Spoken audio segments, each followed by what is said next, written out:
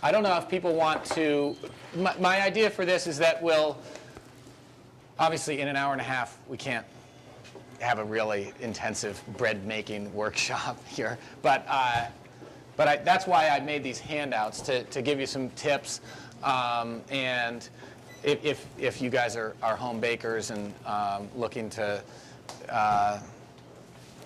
get some advice, I'm happy to give that to you. And also I have a starter here that I can give out for those of you who make bread at home and want to get a little boost with the starter. Of course, a starter is only as good as the baker, so it's not like it's your magic bullet. But I'll blame you if it doesn't work. Yeah, right. Exactly. Yeah. Don't expect Red Hen bread. Yeah. I thought I'd start off by just talking about natural leavening and also some about the 100% whole wheat, also a naturally leavened bread, and our panel levain, which has some local. 10% of that is local Ben Gleason's whole wheat that's grown over in Bridport. And then the Cyrus Pringle is right here, so that's been sliced up as well. That one has a natural starter, the same starter that I would give you tonight if you're interested, and I brought containers for that. And it has a little bit of yeast in the final dough, just to make it a milder bread, to distinguish it, just to because we didn't want it to taste exactly like other things. That one's 100%? That one is 100% Vermont, yeah. And we actually make another bread that you may see coming out of the oven that's made entirely with Vermont-grown wheat, and when we can get it, it also has 7% of that bread is made with whole rye, and when we can get it from Butterworks Farm, which has been spotty, but for about 6 or 8 months last year, we were making it it was another entirely local bread because it also had Butterworks rye in it, but it always has all of the wheat flour in there, which is 93% of the bread, is a combination of Ben Gleason's stone ground whole wheat, and also we'll talk about flour a little bit more here, but the rest of it is a white flour that comes from Tom Kenyon's Aurora Farm over in Charlotte, and then is milled by Champlain Valley Mills across the lake. Yeah. You start to think, well, okay, so what is it that's going on here that culturally that has made people decide that wheat in general, for everyone, is just a bad thing? There was a book that you may have heard of called Wheat Belly that was published within the last few years that was written by a doctor who really does think that people would just be better off if they avoided wheat. They'd lose weight, they'd just be generally more healthy. And I feel that all throughout this, I've been feeling strongly that the deal is, what are we doing to the wheat? You know, there's all kinds of foods that I don't get. Some of them that I avoid if I'm going to the grocery store, and some of them have wheat in them. Some of them don't.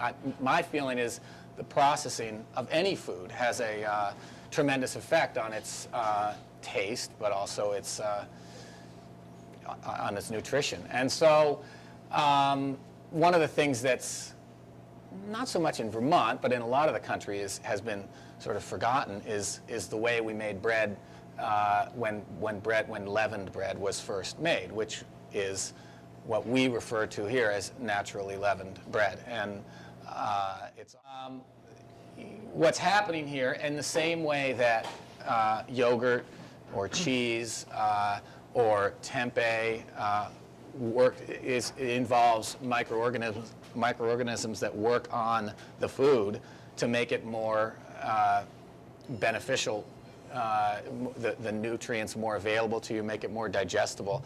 The same thing is happening with a naturally leavened bread, particularly in the case of a bread that has any whole wheat in it, any percentage of whole wheat in it. You know, we all know that it's a good idea to eat whole grains, but the fact of the matter is, with wheat and with a whole lot of other whole grains, the bran in the wheat has something called phytic acid, which robs your body of calcium and a few other nutrients unless it's naturally fermented in some way. So that the phytic acid is neutralized in the natural leavening process. You know, some people will actually say that it's not a good idea to eat whole wheat pasta, whole wheat cookies, whole wheat foods that are not fermented in some way. Were you going to say something?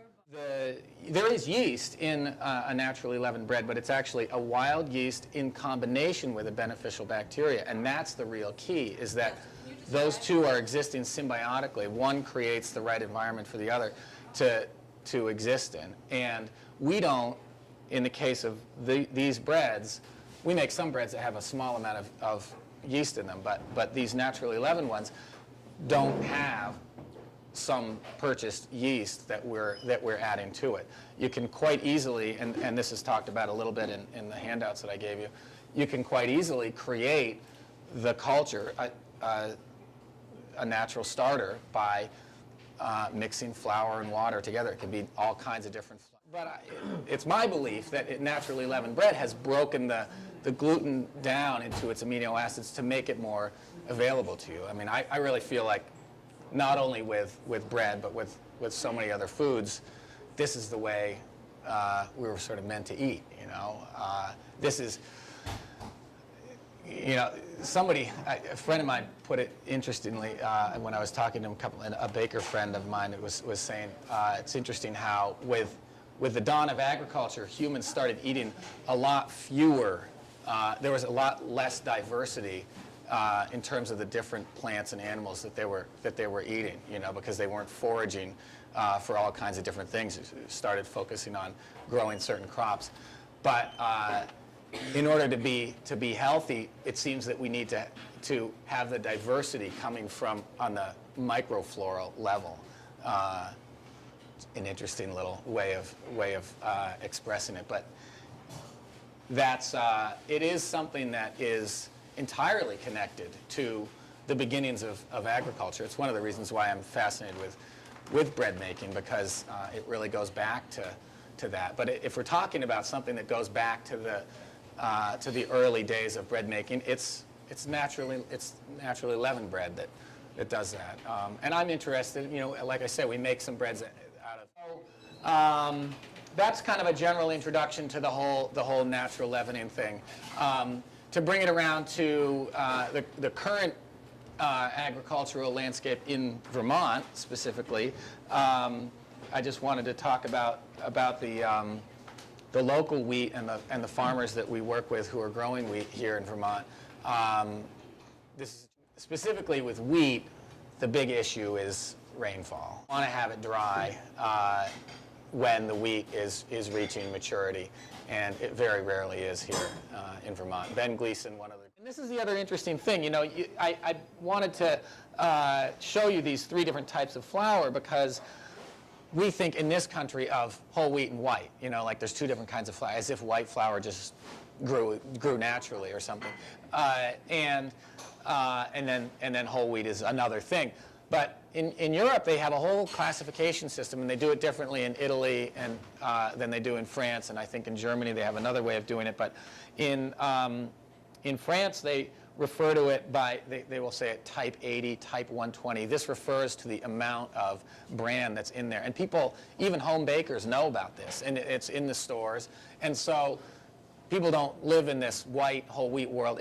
Ben Gleason has had a hard, he sells most of the bolted flour to us because he's had a hard time figuring out how to market this to people, because we see a lot of recipes here where it's like calls for 50% whole wheat, or you know the USDA food regulations came out last year for schools, and they said that it had to be at least 50% whole grain. Well, you could make a bread with 100% bolted, and there's actually no whole grain in there because every single bit of it was refined to a certain degree. But actually, it's more nutrient rich than a bread made with 50% whole wheat, right? Because this is the one that we make that we use for our sour sprinkle bread. It's about 4.5 hours old right now. You may get a little aroma. Since feeding, that's what I mean to say, yeah. That's that flour that I had passed around earlier, the bolted, with water. And obviously, a bunch of microorganisms that you can't see, but are really making the magic there. We'll give the camera a good shot here. That's why it's bubbly. This is equal parts by weight, flour and water. It was fed 2.5 pounds each of flour and water and 1 pound of mature starter. So in another, you wouldn't want to let this go for more than about 6 hours without doing something to it, either putting it in the refrigerator for, as I say, not more than a week, or feeding it again, or perhaps freeze. Where does it come from? For one thing, we all know that, you know, on apples or grapes, that little film on the outside, that's yeast. So grain has that too. But then where's the bacteria coming from? You know, that's important. Some people think it's from the baker's hands. Right. You know, this was mixed by hand. Well, we must know what the bacteria are. Have Yeah. you identified the name of it? Oh yeah, yeah. In this case, it's Lactobacillus San Franciscus. Like, yeah. So, are there?